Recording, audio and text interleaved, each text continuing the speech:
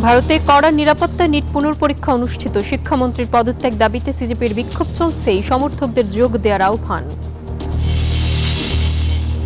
সুইজারল্যান্ডে ইরান যুক্তরাষ্ট্রের উচ্চ পর্যায়ের আলোচনা শুরু। ৬০ দিনের মধ্যে চুক্তি বাস্তবায়নই লক্ষ্য। লেবানন সংকট প্রধান বাধা। এবং সোমবার পদত্যাগ করতে পারেন ব্রিটিশ প্রধানমন্ত্রী কিয়ার স্টারমার। দ্য অবজারভারের প্রতিবেদন, নিশ্চুপ 10th ডাউনিং স্ট্রিট। স্বাগত গ্লোবাল টাইমে। বিশ্বের নানা প্রান্তের খবর নিয়ে আপনাদের সঙ্গে আছে আমি নাফিসা জামান। দেখছিলেন শিরোনামগুলো, এবারে বিস্তারিত। ভারতে কড়া নিরাপত্তার মধ্যে আজ অনুষ্ঠিত হলো বহুল আলোচিত নিট পুনর্পরীক্ষা। এদিকে ককরোচ জনতা পার্টি পুলিশের নিষেধাজ্ঞাকে অবজ্ঞা করে যন্তর মন্তর এলাকায় বিক্ষোভ অব্যাহত রেখেছে। শিক্ষামন্ত্রী পদত্যাগ না করা পর্যন্ত এই আন্দোলন চলবে বলে হুঁশিয়ারি দেন দলটির প্রতিষ্ঠাতা অভিজিৎ দেবকে। বিক্ষোভে কৃষকদের যোগ দেওয়ার আহ্বানও জানানো হয়। কড়া নিরাপত্তার মধ্যে অনুষ্ঠিত হলো ভারতের বহুল আলোচিত নিট পুনর্পরীক্ষা। প্রশ্নপত্র ফাঁসের কারণে ৩ মে অনুষ্ঠিত প্রথম পরীক্ষাটি বাতিলের পর দেশজুড়ে বিক্ষোভে নামে ককরোচ জনতা পার্টি। এর পরপরই প্রশ্নপত্র ফাঁস ও জালিয়াতির মতো অনিয়ম ঠেকাতে কঠোর অবস্থান নিয়েছে ভারতের কেন্দ্রীয় সরকার। দেশজুড়ে নিরাপত্তা ব্যবস্থা জোরদার করা হয়েছে। এবছর পরীক্ষায় অংশ নিয়েছেন 22,80,000 শিক্ষার্থী। মোট কেন্দ্রের সংখ্যা 5,440টি। নিরাপত্তা ব্যবস্থা জোরদারের পরও শিক্ষার্থীদের মধ্যে বিরাজ করছে আতঙ্ক। ভয় তো আছেই, কারণ প্রশ্নপত্র এর আগেও একবার ফাঁস হয়েছে। এটা একবারের ঘটনা নয়, প্রতি বছরই এমনটা হয়। তবে শিক্ষার্থীদের নির্দ্বিধায় পরীক্ষায় অংশ নিতে আহ্বান জানান শিক্ষামন্ত্রী ধর্মেন্দ্র প্রধান। এদিকে পুলিশের নিষেধাজ্ঞাকে তোয়াক্কা না করে পরীক্ষার দিনই অনির্দিষ্টকালের জন্য বিক্ষোভের ঘোষণা দিল ককরোচ জনতা পার্টি। দাবি, অবিলম্বে পদত্যাগ করতে হবে শিক্ষামন্ত্রীকে, অন্যথায় যন্তর মন্তর এলাকায় চলবে বিক্ষোভ। এই আন্দোলনে কৃষকদের যোগ দেওয়ার আহ্বান জানান দলটির প্রতিষ্ঠাতা অভিজিৎ দেবকে। যদি আপনারা আজ রাস্তায় নেমে আমাদের পাশে না দাঁড়ান, তাহলে এই সংকট কখনোই দূর হবে না। প্রতিবাদ করা আমাদের গণতান্ত্রিক অধিকার। দাবি আদায় না হলে 27 জুন থেকে অনশন ধর্মঘটের হুঁশিয়ারি দেন জলবায়ু কর্মী সোনম ওয়াংচুক। শিক্ষামন্ত্রীর পদত্যাগের দাবিতে শুরু হওয়া বিক্ষোভে নরেন্দ্র মোদীকে কটাক্ষ করেও ব্যানার পোস্টার ছাপায় দলটি। আন্দোলনটি ধীরে ধীরে সরকার বিরোধী বিক্ষোভের রূপ নেবে বলে ধারণা সংশ্লিষ্টদের। আফরিন মৌ, নিউজ 24। সুস্থ দেহ ও শান্ত মনের খোঁজে ভারত জুড়ে পালিত হয়েছে আন্তর্জাতিক যোগ দিবস। এবার কলকাতায় আয়োজিত মূল অনুষ্ঠানে যোগ দেন দেশটির প্রধানমন্ত্রী নরেন্দ্র মোদী। তার সাথে ঐতিহাসিক রেড রোডে অংশ নেয় প্রায় 35,000 মানুষ। এছাড়া রাজধানী নয়াদিল্লি এবং লাদাখের মতো প্রান্তিক এলাকাগুলোতেও সাধারণ মানুষ থেকে শুরু করে তারকারা স্বতঃস্ফূর্তভাবে শারীরিক কসরতের এই বিশেষ দিনটি উদযাপন করেছেন। ভারতের পূর্বাঞ্চলীয় শহর কলকাতা, হাজারো মানুষ ব্যস্ত যোগ চর্চায়। রোববার কলকাতার ঐতিহাসিক রেড রোডে অনুষ্ঠিত 12তম আন্তর্জাতিক যোগ দিবসের চিত্র এটি। সুস্থ বার্ধক্যের জন্য যোগ প্রতিপাদ্যকে সামনে রেখে আয়োজনে অংশ নেন প্রায় 35,000 মানুষ। ছিলেন ভারতের প্রধানমন্ত্রী নরেন্দ্র মোদীও। বলেন, যোগ মানুষের জীবনকে অব্যাহত উন্নতির পথে এগিয়ে নিতে সাহায্য করে। যোগব্যায়াম বিকাশ ও উন্নতির পথ উন্মোচন করে, আমাদের শরীরকে নমনীয় রাখতে সাহায্য করে, শক্তির মাত্রা বাড়িয়ে শান্ত ও চাপমুক্ত জীবনযাপনে সহায়তা করে। শুধু কলকাতাতেই নয়, ভারতের একাধিক অঞ্চলে পালিত হয়েছে আন্তর্জাতিক যোগ ব্যায়াম দিবস। জম্মু ও কাশ্মীরের শ্রীনগরের পার্কে জড়ো হয়ে যোগ চর্চা করেন শত শত মানুষ। এদিকে রাজধানী নয়াদিল্লিতে আয়োজিত কর্মসূচিতেও অংশ নেন বলিউড অভিনেতা অক্ষয় কুমার। যার স্বাস্থ্য ভালো সেই সবচেয়ে ধনী মানুষ, আর যার স্বাস্থ্য ভালো নয় সেই সবচেয়ে গরিব মানুষ। অন্যদিকে লাদাখের মনোরম প্যাংগংসো হ্রদের তীরে যোগ চর্চা করেন ইন্দো তিব্বত সীমান্ত পুলিশের সদস্যরাও। মূলত ভারতের প্রস্তাবে 2024 সালে জাতিসংঘ 21 জুনকে আন্তর্জাতিক যোগ দিবস হিসেবে ঘোষণা করে। পরবর্তী অনুশীলন ভুজঙ্গাসন। নীরব দাস, নিউজ 24।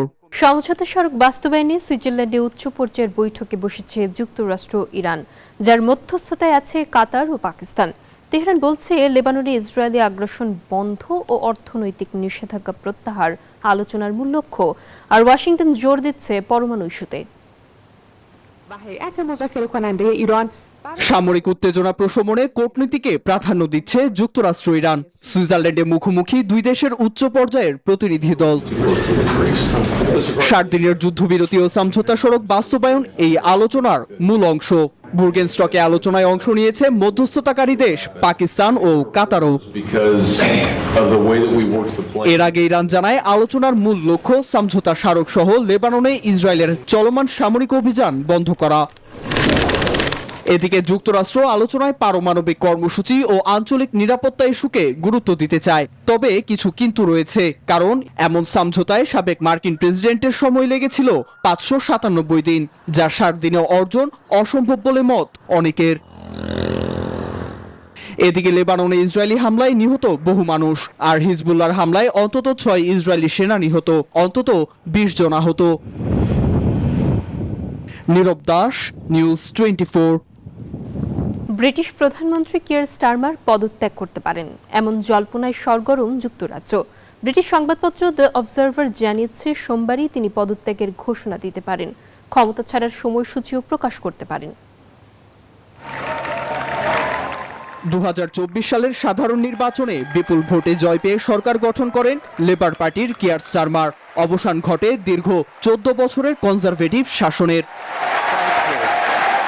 তবে জীবনযাত্রার মান উন্নয়নের জন্য নির্বাচনের সময় যে প্রতিশ্রুতি স্টারমার দিয়েছিলেন তা তিনি পূরণ করতে পারেননি। এজন্য ব্রিটিশ প্রধানমন্ত্রীর জনপ্রিয়তা এখন তলানিতে, এমনটা মনে করেন অনেকেই। এছাড়া বেড়েছে দলীয় কোন্দল। এমন প্রেক্ষাপটে গুঞ্জন চলছে সোমবার পদত্যাগ করতে পারেন তিনি। এক প্রতিবেদনে ব্রিটিশ গণমাধ্যম দ্য অবজারভার দাবি করে, নিজের রাজনৈতিক ভবিষ্যৎ নিয়ে বেশ দ্বিধায় ভুগছেন কিয়ার স্টারমার। তিনি পদত্যাগ করলে গত 1 দশকের বেশি সময়ে ব্রিটেনে এটি হবে 7ম প্রধানমন্ত্রী পরিবর্তন।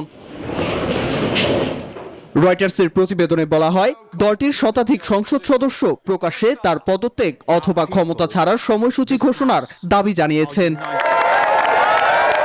এমনকি কিং অব দ্য নর্থ খ্যাত বার্নহামকেও তার সম্ভাব্য উত্তরসূরি হিসেবে আলোচনায় টানছেন তারা।